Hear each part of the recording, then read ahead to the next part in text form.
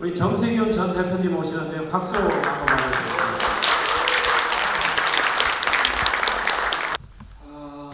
당선 축하부터 해야 되겠죠.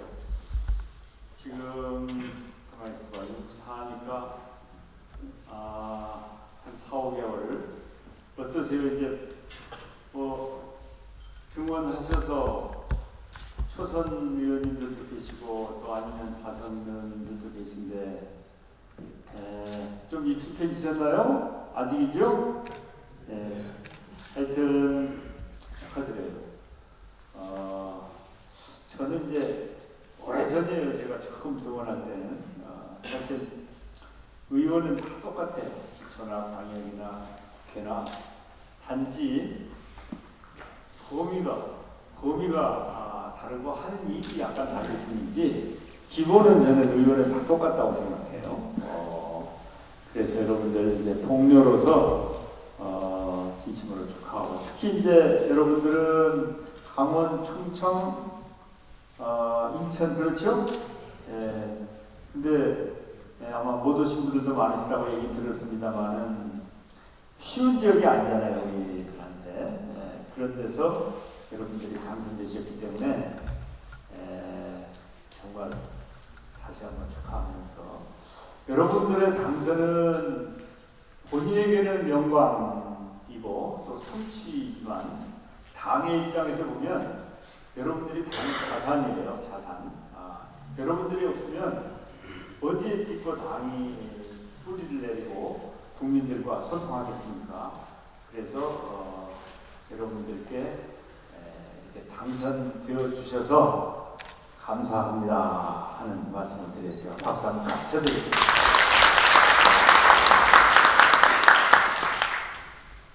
마음고생이 좀 있었죠. 공천을 하냐 마냐. 예? 아마 어떤 분들은 공천을 희망하시는 분들도 계실 테고 어떤 분들은 이 기초의원은 공천하지 말자 그런 분들도 계셨을 텐데 사실 저는 공천론자예요. 공천론자. 그리고 여러분들이 지금 이제 중선거구제를 하고 있잖아요. 2명, 3명, 4명짜리 거의 없는데 그 중선거구제를 만든 사람이 저예요. 2005년도에 제가 원내대표를 했는데 5.3일 지방선거가 2006년도에 있었잖아요. 그때 제가 보니까 소선거구제로 가면 다 떨어지겠더라고. 네? 그래서 이제 그 당시 한나라당을 다 꼬셨어요. 그래가지고 정치개혁 특위위원장을 제가 이강래 의원을 시켰는데 어떻게든지 중선거구를 받아내와라. 그래가지고 그때는 이제 우리가 뭐까지 국회의원까지 중선거구를 해야 된다고 막 밀어붙였어요. 국회의원까지. 그래서 한나라당이 그때 국회의원은 안 되고 그럼 기초의원을 한번 해보자.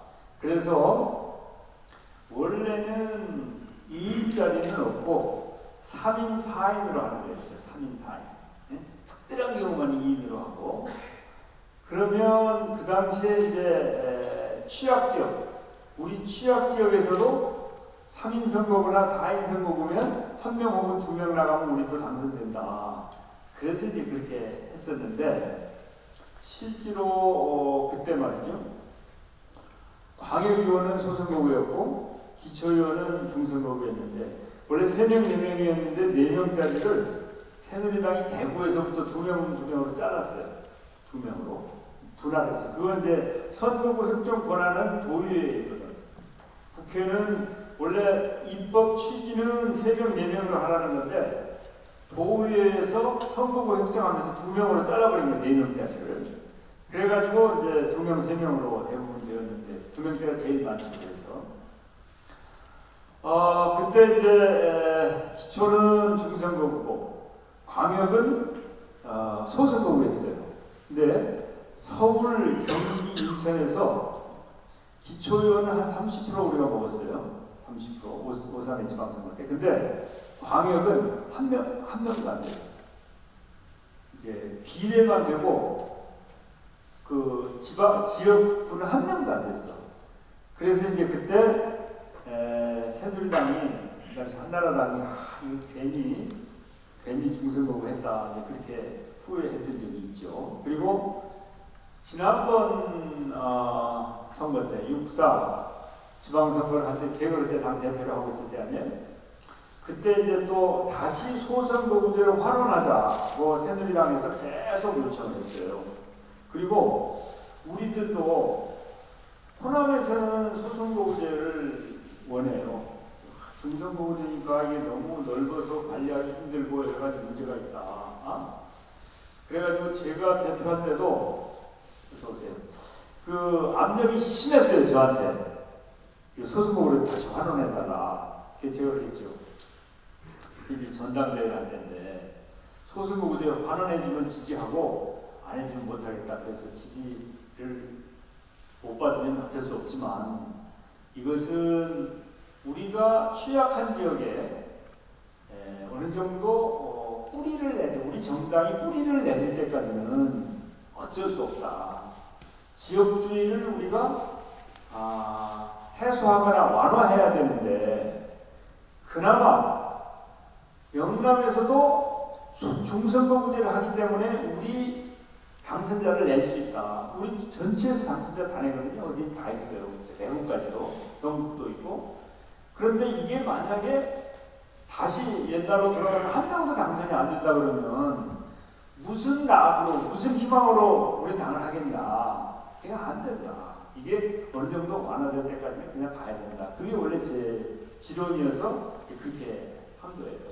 아무튼 간에 이 정당에 대해서 말이죠. 독일에 지금은 또 노이만이라고 하는 사람이 있는데 정치학자죠. 그 사람은 정당을 현대 정치의 생명선이다 이렇게 얘기했어요. 현대 정치의 생명선이다 정당이.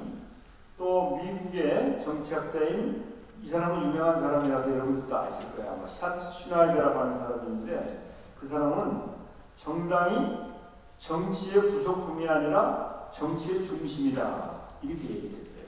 이게 정치에 있어서 정당이라고 하는 것이 아주 필수적인 거예요. 필수적인 거.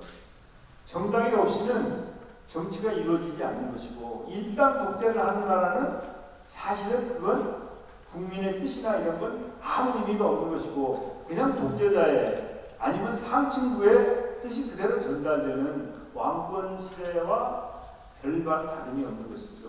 민주주의는 정당 정치고 정당이 민주주의의 핵심이라는 거예요. 그런 차원에서 보면 정당 공천은 당연히 해야 된다. 그렇지 않으면 정당 정치가 아니다. 저는 그렇게 보는 거예요. 여러분이 그 예가 정확한 할 수도 있고 아닐 수도 있는데 한번 여러분들 이 손이 어디가 손가락이 골맞다고 생각해 보세요. 골맞다. 우리 정치가 공천이나 이런 거에 문제가 있다고 그러잖아요. 근데 아마 여러분들은 비교적 그래도 공정하게 공천을 받아서 진출하신 분들이라고 생각해요. 우리 당은 저쪽 당에 비해서는 훨씬 민주적이고 상향식이고 그래도 합리적인 공천을 하고 있다. 저는 그렇게 믿어요. 물론 일부 좀 부족한 점도 있을 수 있습니다만은 그렇게 보면 이제 좀 문제가 있다. 그럴 때는 어떻게 해요? 이걸 고쳐야 되지. 그런데 손이 골맞다. 그러면 팔을 잘라냅니까? 어떻게 치료해가지고 다시 손을 써야지. 똑같은 이치예요. 정당 공천에 문제가 좀 있더라도 잘못된 것을 그걸 고칠 생각을 해야지. 그걸 문제가 있으니까 아예 폐지해버린다? 그러면 정당 정치를 부인하는 것이 되는 것이고 민주주의가 제대로 될 수 없는 것이에요. 그래서 지난번에도 그 문제 가지고 전당 투표까지 했잖아요. 사실은 그것 때문에 상당한 피해도 봤다고 생각합니다. 그래서 이 문제가 다시 논란이 돼서는 나는 안 된다. 문제가 있으면 고친다. 그래서 앞으로도 우리가 공천제뿐만 아니라 우리 당에 이런저런 문제가 있으면 여러분과 의논하고 당원들과 소통하고 그래서 그걸 잘 고쳐나가는 노력이 필요한 것이지 문제가 있다고 해서 배척하고 자꾸 이랬다 저랬다 왔다 갔다 냉탕 온탕 하는 것은 그 정당의 경쟁력을 떨어뜨리는 것이기 때문에 그건 옳지 않다. 저는 그렇게 생각을 해요. 그래서 앞으로도 이 문제는 좀 잘 해나갔으면 좋겠다. 오늘 저한테 주어진 제목이 현 정세와 새정치연합의 진로, 그겁니다. 그러니까 현 정세를 좀 이제 봐야 되겠죠. 현 정세 하면은 박근혜 대통령이 떠오르는 거 아니에요? 여러분들 박근혜 대통령 어떻게 생각하세요? 아마 잘 할지도 모른다, 그렇게 생각하시는 분들도 계셨을 거예요. 또 많은 국민들이 기대하시는 그런 측면도 있었고요. 근데 지금 2년이 채 안 됐는데 아마 이제 박근혜 대통령이 내용이 없는 분이구나 하는 것을 국민들이 이제 느끼기 시작하시는 거예요. 사실은 일을 하지 않아요. 제가 보면 제일 큰 문제가 일을 안 해. 작년에 국회가 조용했잖아요. 국회가. 사람들은 선진화법 때문에 그렇다고 그러는데 그래서 그렇게 아니에요. 박근혜 대통령이 뭐 밀어붙이는 게 아무것도 없어. 그게 국회가 싸울 일이 없는 거예요. 여당이 뭘 막 밀어붙여야 그래야지 싸우죠. 예, 지난번에 활동하신 분들은 제가 국회에서 MB 악법 4대강하고 싸웠죠. 또 방송법, 종편, 지금 종편 보십시오. 내가 그걸 알고 그렇게 싸운 거예요. 우리가 얼마나 열심히 싸웠습니까? 4대강 막으려고 싸우고 방송법 막으려고 싸웠는데 그때 81명밖에 안 됐잖아요. 우리 의원들이. 지금같이 130명이면 막을 수 있을 거예요. 우리가 별별 짓을 다 하고 진짜 목숨을 걸고 싸웠는데 결국은 나중에는 할 수 없이 허물어진 거 아니에요. 예? MB는 제대로 된 일을 안 해서 그렇지 막 밀어붙이고 4대강 밀어붙였지. MB 악법이 48개였어요. 48개.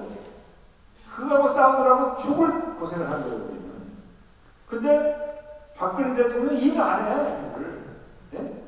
그 싸울 일이 없는 것이에요. 원래 이게 지금 겨우 지금에서 이제 뭐 문제되는 게 몇 가지 있는 거예요. 그러면서 제가 보기에는 박근혜 대통령은 국민 감시하는 데는 1등이에요. 요새 카카오톡 난리난 거 아시잖아요. 예? 그러니까 무슨 뭐 별별 걸 다 감시하겠다는 거 아니에요. 국민 사찰하겠다는 거죠. 예? 거기다가 좀 뭐 김무성 대표가 개헌 얘기하니까 금방 난리가 났잖아요. 이게 제왕적 대통령의 모습이에요. 국회가 무슨 얘기를 하면, 그리고 정당이 무슨 얘기를 하면 혹시 문제가 있으면 조용하게 자기네들끼리 그건 좀 문제가 있는 거 아닙니까? 이렇게 합시다, 저렇게 합시다.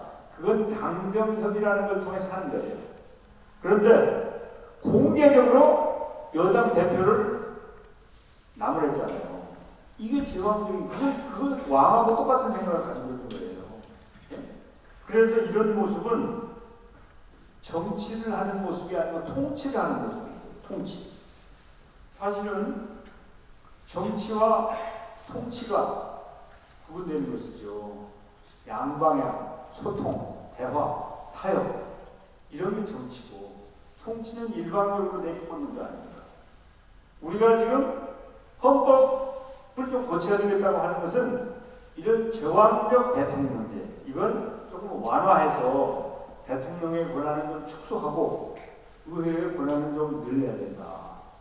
사실은 지방자치의 경우에도 우리 지방의회도 권한이 좀 늘어나야 되죠. 권한이. 사실은 이제 제가 보기에는 이제 의회의 인사권도 문제가 있고, 또 이 집행부하고 관계에 있어서 원래 대등한 관계를 해야 되는데 그렇지 않은 경우도 왕왕 있거든요. 네? 그래서 특히 이제 영호남 이런 데는 일당의회 아니에요. 일당의회. 아마 여러분들은 소수파인 경우가 많을 거예요. 그러니까 소수파라서 이제 힘드실 텐데, 일당의회는 그건 주민들 세금만 갉아먹는 거예요. 일당의회가 무슨 역할을 하겠습니까? 거기 양당이 있어야 되죠. 그래서 아까 제가 중선거구제 주장하는 것도 영남 호남에서 한나라 새누리당과 우리 새정치연합을 교차 당선시키려면 중선거구제가 되기 때문에 이제 그렇게 했던 거예요. 네? 그래서 하여튼 이 지금처럼 이렇게 그 정치를 해야 되는데 박근혜 대통령처럼 통치만 하는 이거 안 된다. 안 된다. 그래서 우리가 어떻게든지 2017년에는 정권 교체해야 된다. 그런 말씀을 드리고 싶고요. 이제 민주주의 하면은 가장 우리가 떠올리는 데가 영국 아닙니까? 영국. 네? 영국이 민주주의가 가장 앞서 있는 나라라고 우리가 이렇게 알고 있어요. 사실은 뭐 그게 사실이요. 거기서 발상지가 마그나 카르타 대헌장부터 시작이 되었으니까. 그런데 영국에 그런 말이 있어요. 국왕은 군림은 하는데 통치는 하지 않는다. 네? 그러니까 상징적인 존재라는 거예요. 영국의 여왕이라는 것은 군림하는 것이죠. 국민의회. 국민의회 그건 뭐 인정하는 거예요. 군림하는 거예요. 그렇지만 통치는 하지 않는다. 반면에 총리는 통치는 하되 군림은 하지 않는다. 그게 이제 영국의 이 정치를 표현해주는 대표적인 얘기예요. 근데 요즘은 군림하거나 통치를 하는 시대가 아니고 협치를 하는 시대, 협치를 하는 시대. 그러니까 대통령이든 총리든 국민들과 소통하면서 서로 함께, 그걸 이제 거버넌스라고 얘기하잖아요. 함께 의사를 결정하고 의견을 반영하고 참여해가지고 국정을 운영하는 시대가 바로 지금의 우리 시대인 것이죠. 그래서 우리는 군림하는 대통령을 뽑은 게 아닌데 우리 대통령은 국민 위에 군림하고 국회 위에서 구름 위에서 놀려고 하는 것 같아서 이건 안 된다. 이건 단호히 우리가 여기에 대해서는 저항해야 된다. 그리고 이제 다른 표현을 보면은 남한하고 북한하고 통치 경쟁을 하는 느낌이 든다 이거예요. 이건 옳지 않죠. 협치를 하는 시대가 돼야 되고 박근혜 대통령은 삼권 분립을 존중하고 국회와 사법부를 존중하면서 자신은 행정부의 수반으로서 또 가끔은 국가 원수로서의 역할만 제대로 하면 되는 것이다. 그래서 앞으로 박근혜 대통령 임기가 3년이나 더 남았잖아요. 3년이나. 그렇기 때문에 우리 새정치민주연합의 역할은 매우 중요하고 박근혜 대통령이 제대로 협치를 할 수 있도록 우리가 그걸 이끄는 정치력이 발휘되어야 된다. 저는 이렇게 생각해요. 그럼 우리는 앞으로 어떻게 할 거냐? 우리 생각해도 걱정이 많으시죠? 네? 이제 위기라고 얘기했잖아요. 위기. 맞아요. 위기입니다. 그 위기를 어떻게 할 거냐? 그럼 그 위기는 무슨 위기냐? 사실 보세요. 우리 당은 지금 현재 그냥 당이 없는 상태예요. 그렇잖아요. 지역위원회도 없고 대의원도 없고 아무것도 없는 상태입니다. 그냥 의원들만 있는 거예요. 당선자들만. 그리고 당이 말하자면 그 비대위가 있어가지고 그게 지붕만 있고 기둥도 없고 아무것도 없는 상태란 말이에요. 진짜 위기죠. 이 위기에 극복해야 될 거 아니에요. 근데 이제 이 위기가 원인이 어디에 있냐? 사람들은 무슨 계파 때문에 있다고 하는 사람들이 있어요. 계파가 당이 있어야 계파가 있는 것이지 당이 없는데 계파가 무슨 소용이 있습니까? 예? 그리고 계파는 당 아래에 있는 것이 당 위에 있는 게 아니잖아요. 이 위기를 초래한 것은 거기에 있는 것이 아니고 당이 무능한 데 있는 거예요. 지난번 총선 때도 그렇고 대선 때도 그렇고 국민들께서 우리한테 기회를 좀 주려고 생각했는데 국민들이 보시니까 저분들을 집권 능력이 없다. 대안도 없는 것 같고 저분들한테 마음 놓고 정권을 맡기지 못하겠다. 냉정하게 생각해보면 우리가 국민들로부터 인정을 못 받았기 때문에 그래서 정권 교체 실패한 거 아닙니까? 그리고 그것이 바로 우리가 지금 당하고 있는 위기인 거예요. 이 위기를 극복해야 되죠. 또 그런 사람들이 있어요. 아, 저 당은 대표가 수시로 바뀌고 지도부가 바뀐다. 그러니까 뭐만 있으면 막 흔드는 당이다. 이렇게 얘기해요. 그래서 마치 우리 새정치연합의 정치인들은 DNA에 문제가 있는 것처럼 얘기해요. 그거 아니에요. 그거 아니에요. 우리가 상황을 직시해야 돼요. 이 위기가 어떻게 해서 온 거냐? 선거에서 계속 지면서 온 거예요. 선거에 지면서. 이제 책임정치라는 말 있잖아요. 책임정치.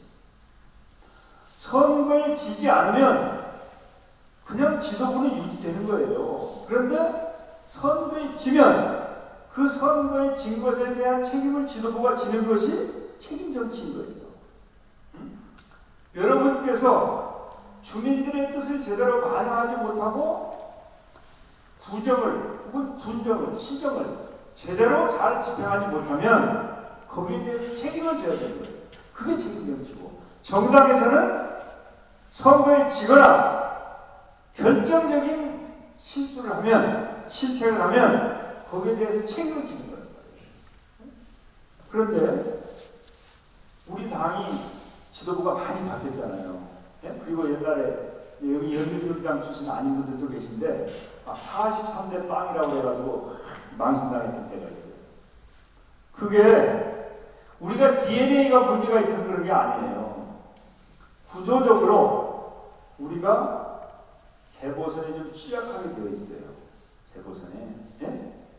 우리를 지지하는 세력은 투표장에 좀 덜 나가고 그렇지 않은 세력은 투표장에 많이 가고, 물론 공천이 잘못해서 지는 경우도 있어요. 그런데 구조적으로 우리가 그런 문제점이 좀 있는 거예요. 그런데 선거에 지면 책임지는 거고 책임지는 정치를 실천하는 것이지 그게 흔들어서 그런 게 아니다. 그 선거에 다 저놓고 지고 실책을 범해놓고도 그 자리에 가만히 있으려고 하면 그건 잘못된 것이죠.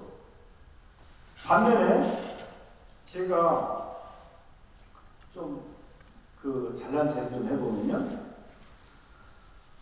2008년도에 제가 76 전당대회 때 이제 대표가 돼가지고, 저는 임기를 다 채웠어요. 중간에. 그만두지 않고. 그러면 안 힘들어서 저를 다 잘 봐줘서 제가 끝낸 거냐? 그게 아니라 저는 선거에 이겼기 때문에 끝까지 간 거예요. 그 과정에서 첫 번째 제 상대가 누구였냐면 박희태 대표였어요. 박희태 대표. 그런데 재보궐선거에서 저한테 져가지고 박희태 대표는 중간에 그만뒀어요. 이게 우리가 저쪽을 그만두게 한 거예요. 그때는. 그 다음에 6.4 지방선거에서 우리가 배석을 했잖아요. 그래가지고 정몽준 대표였어요. 그때 정몽준 대표를 그만두게 만들었어요. 제가.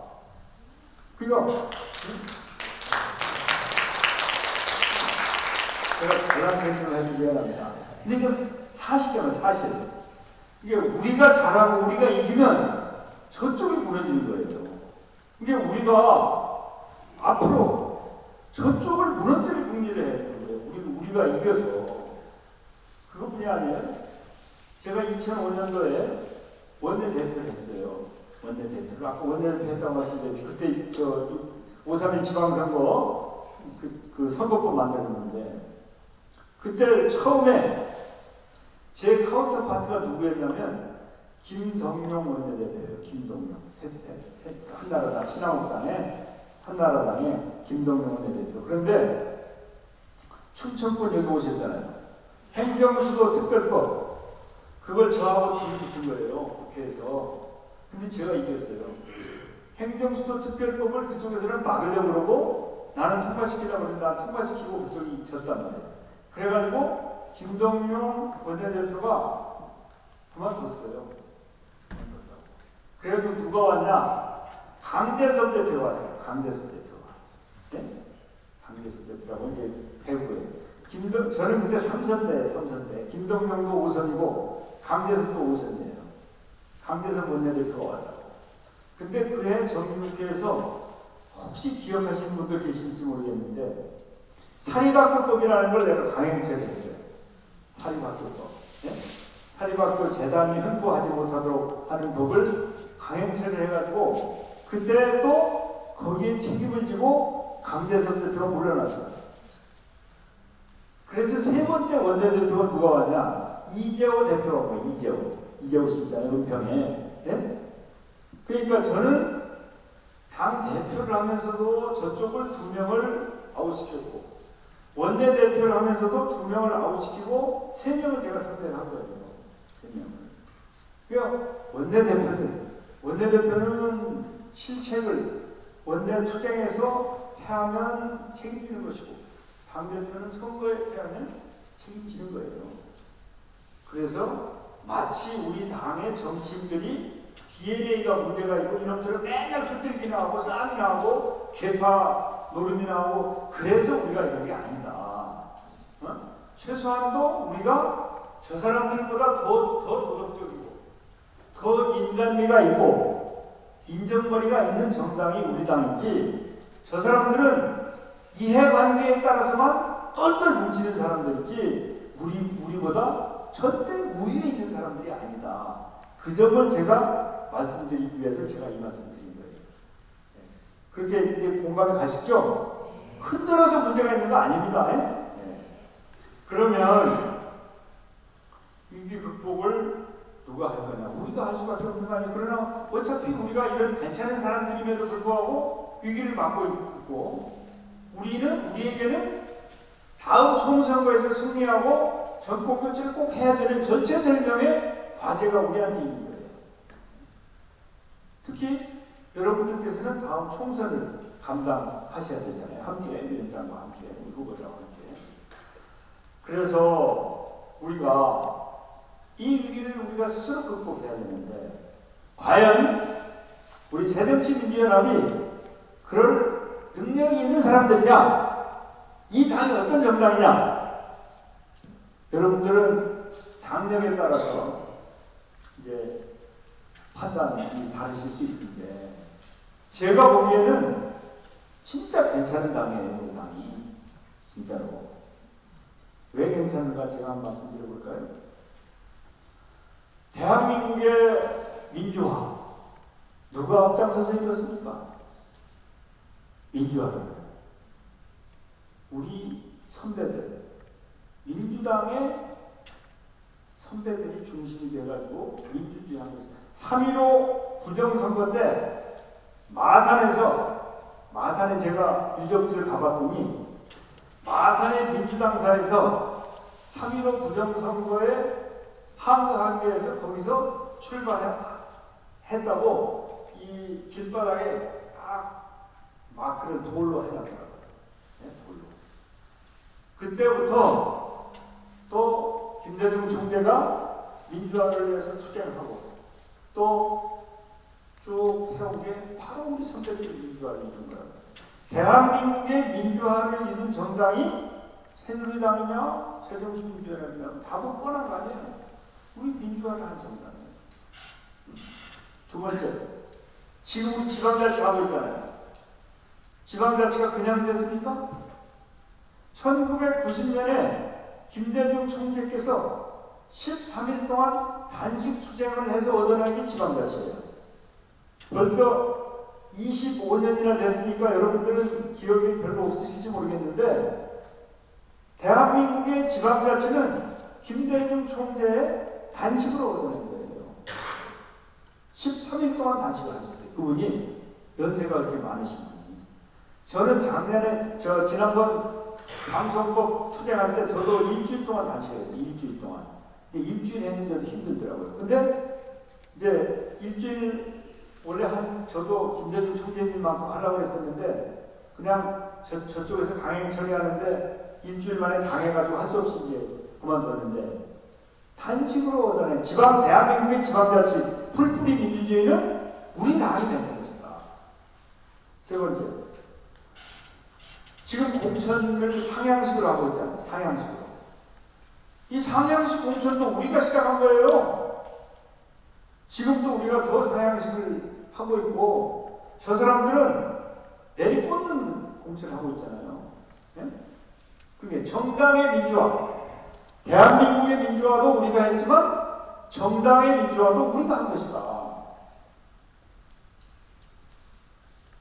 또 국민 경선 1차적으로는 우리는 대의원이나 당원들한테까지 권한을 줬던 것을 이제는 공직선거의 경우에는 국민 참여 경선을 하잖아요. 국민 참여 경선. 그것도 우리가 시작한 거 아니에요. 네? 그러니까 공천혁명을 우리가 시작한 것이다. 정당 민주화를 우리가 한 것이다. 대한민국의 민주주의를 우리가 만든 것이다. 또 아시아에서 최초로 선거에 의해서 정권교체를 한 나라가 우리나라. 김대중 대통령을 만든 거. 정권교체를 우리나라가 최초로 투표를 한 거라고. 아시아에서. 그러고 나서 12년 후에 일본이 민주당으로 정권교체했죠. 그 사람들은 내각제이기 때문에 우리하고 다르지만 자민당이 50년 동안 하던 것을 우리보다 12년 늦게 민주당이 일본에서 정권교체를 한 거예요. 그러니까 우리가 일본보다 그래서 정치가 앞서 있는 거예요. 우리 정치가. 또 뭐 있습니까? 남북 맹거를 남북 대화를 이끌어내서 지금은 북한이 문제를 일으켜도 국민들이 옛날처럼 그렇게 막 겁을 먹고 그러지 않을 뿐만 아니라 개성공단도 만들고 금강산 관광도 하고 남북 대화를 하고 남북 화해협력을 이끌어낸 것도 우리다. 예? 그만하면 우리 선배들은 충분한 업적을 쌓았다. 저는 그렇게 생각해요. 여러분들 우리 선배들한테 박수 한번 보내주세요.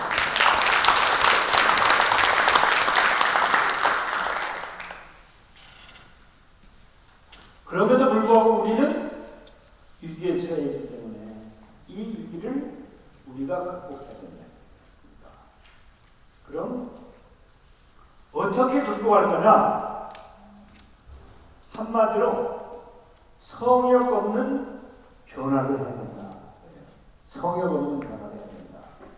무슨 이래서 안 되고 저래서 안 되고 핑계대지 말고 우리 당이 수권정당으로 갈 수 있는 길이 있다면, 그리고 국민들로부터 신뢰를 받을 수 있는 길이 있다면 무엇이든지 변화를 거부하지 않아야 된다. 그걸 통해서 성역 없는 변화를 해야 된다. 우리 당이 패배를 하도 많이 해가지고 패배에 익숙해진 정당이다. 또 국민들한테도 고립을 당한, 배척당한, 그래서 국민들로부터도 소외받은 그런 정당이다. 이런 어려움을 우리가 안고 있는 거예요. 그렇기 때문에 우리는 김대중 대통령이나 노무현 대통령한테 의지하던 것, 이런 것도 버리고 모든 것을 원점에서 다시 시작하는 기분으로, 그리고 정말 낮은 자세에서 국민과 소통하고 국민들을 하늘같이 섬기는 노력을 통해서 저 사람들한테 정권을 맡겨도 되겠다. 새누리당이 문제가 있고 부족하고 하기 때문에 저 사람들한테 맡기면 좀 나아지겠다라고 하는 확신을 줄 수 있는 변화를 해야 된다는 거죠. 그래서 우리는 일관돼야 돼. 일관. 왔다 갔다 하면 안 돼. 정책도 그렇고 태도도 그렇고, 그리고 진심으로 국민과 소통해야 돼.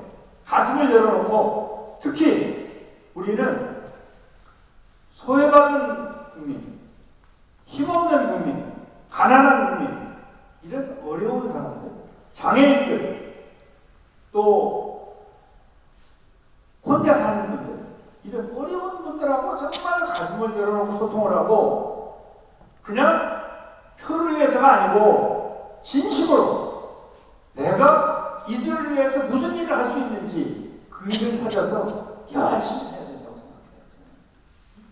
그것이 성역 없는 변화의 핵심이다.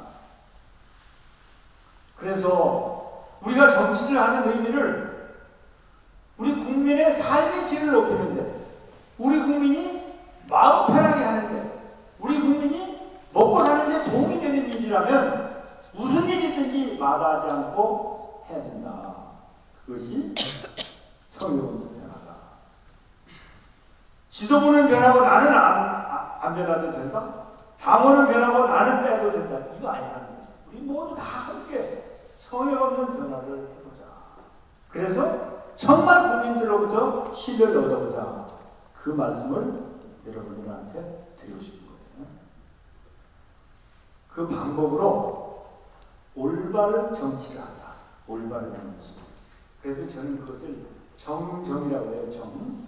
바를 정자에다가 다스릴 정자. 그냥 바를 정자에다 다스릴 정자. 정정. 네? 올바른 정치를 하자. 뭐 깨끗한 정치, 무슨 정치, 도덕 정치, 뭐 무슨 정치 많이 나오는데 뭐 올바른 정치가 있잖아요. 정정하자. 이제 만약에 정치라는 것이 없다고 그러면 그러면 관료들이나 시장이 다 지배하게 돼 있어요. 정치는 없을 수 없는 거예요. 그리고 어려운 일은 우리 정치가 해결해야 되는 거예요. 쉬운 일은 관료들이 해결하면 되고, 어려운 일은 정치가 해결해야 된다. 그 방법은 올바른 것이어야 된다. 그리고 과정도 올바라야 되고, 결과물도 올바라야 되고, 그리고 결국 그것이 바른 정치라면 국민을 위한 일이다. 우리 당은 당당한 정당으로 나가야 된다. 당당한 정당.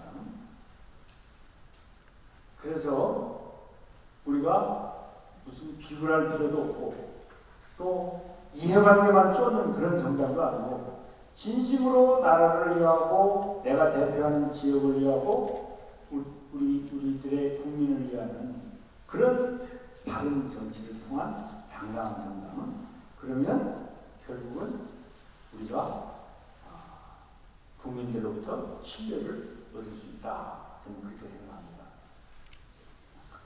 이제 옛날에 제가 당 대표를 2번 했어요.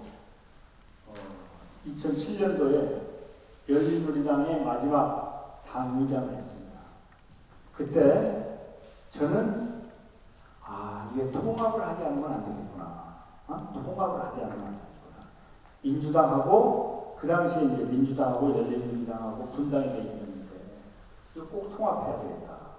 그래가지고 열심히 노력해서 통합을 했습니다. 통합을 2007년도에. 그 통합을 하고 나서 저는 대기 정부를 했어요. 그런데 그리고 나서 이제 그 다음에 2008년도에 76 전당대회를 통해서 제가 당 대표가 됐는데, 그때 2008년도에 제가 당 대표가 됐을 때 우리 당 지지율이 한 자릿수까지 떨어졌었어요. 한 자릿수까지. 한 자릿수까지. 그런데 정말 어떻게 하면 국민들로부터 신뢰를 얻을까?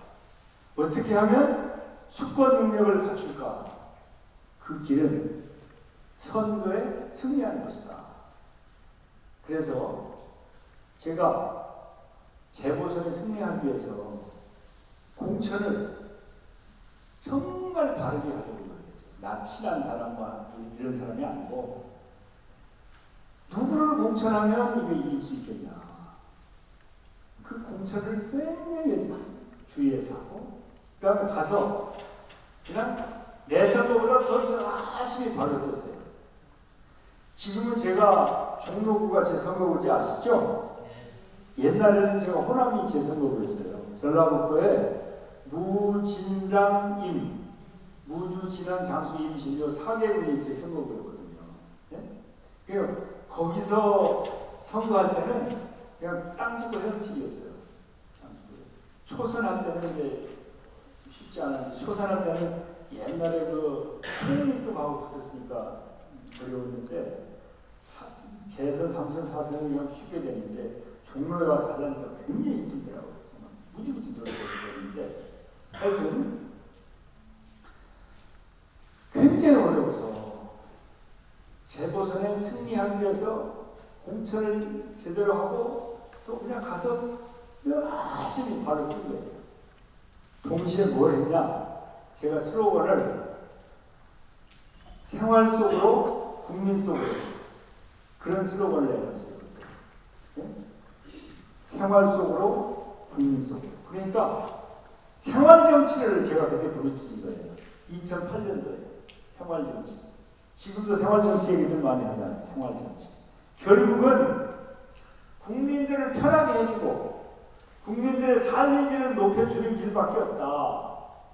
그리고 국민 속으로 들어가서 그냥 국민과 떨어져서 자기 얘기를 하는 게 아니고 국민들과 소통하자.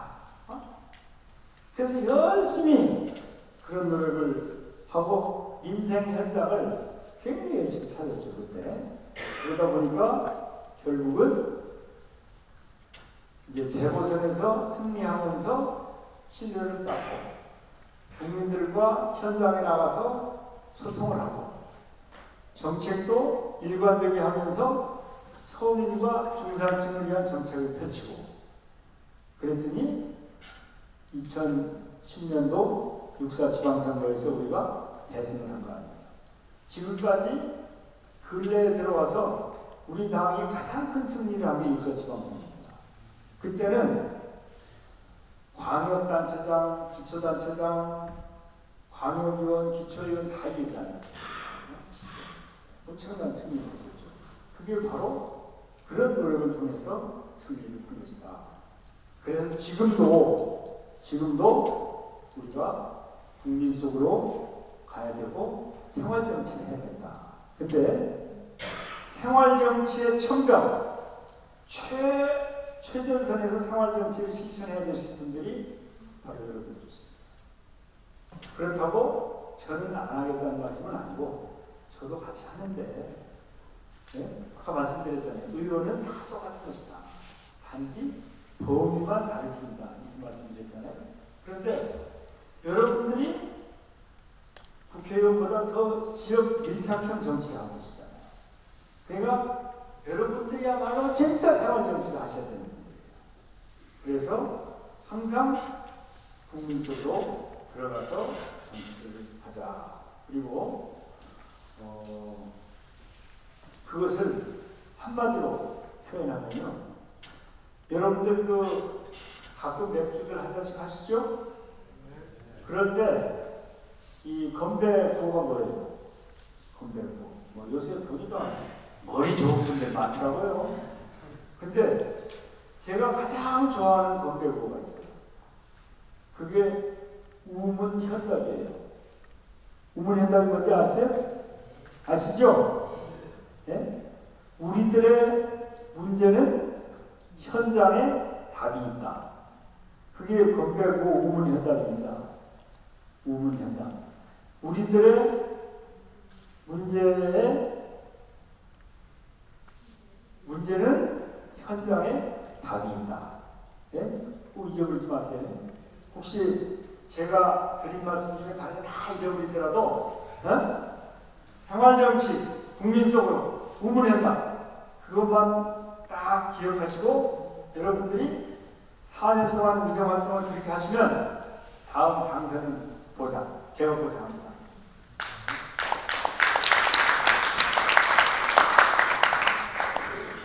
요새 우리나라 제일 큰 문제가 뭐예요? 저출산 고령사회죠. 저출산 고령사회. 여러분들 어르신들 잘 모셔야 돼요. 어르신들 잘 모셔야 돼요. 그렇게 하시고 계실 거라고 생각해요. 네?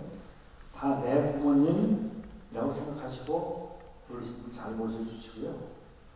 애들 낳게 많이 낳게 하는 정책 그거 의정활동에서 열심히 반영하셔야 돼요. 이대로 가면 우리 대한민국 미래 없이 쪼그라든 것 같아요. 도대체 애를 안 낳으니까 애들 낳죠. 3포 세대라고 그러잖아요. 3포. 이건 그 책임이 우리 정치에 특히 중앙정치인들한테 있어요. 연애도 포기하고 결혼도 포기하고 출산도 포기했다. 그게 3포 세대예요. 연애를 하고 결혼을 해서 애를 낳아야 되는데 3포 세대에 이게 말이 됩니까? 큰일 났죠 지금.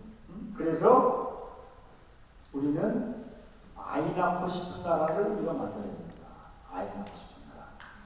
생활정치 중에서도 가장 핵심적인 요체가 그것일 수 있다. 그래서 여러분들한테 좀 의정활동의 중요한 부분으로 아이 낳기 좋은 나라를 만드는데 여러분들이 좀 앞장서 주셨으면 좋겠다. 그러면 이제 국회에서는 더 큰 민주주의, 그리고 인간의 존엄, 인권이죠. 그리고 지속 가능한 환경, 이런 건 제가 책임집니다. 여러분들 아이 좋게 나가는 나라 만듭니다. 저는 환경과 인권과 민주주의, 이건 제가 국회에서 지키겠습니다. 이렇게 우리는 기초, 방역, 국회 다 이렇게 역할 분담을 해가지고 국민들과 함께 잘 소통하고 국민의 신뢰를 받음으로 해서 그 방법은 올바른 정치를 하는 것입니다. 올바른 정치를 통해서 당당한 대한민국을 만들면, 그러면 우리는 2017년에 정권 교체할 수 있다. 그리고 2016년에 총선거에서 우리가 승리할 수 있다. 저는 그렇게 확신하면서 여러분들의 분발을 촉구합니다. 감사합니다.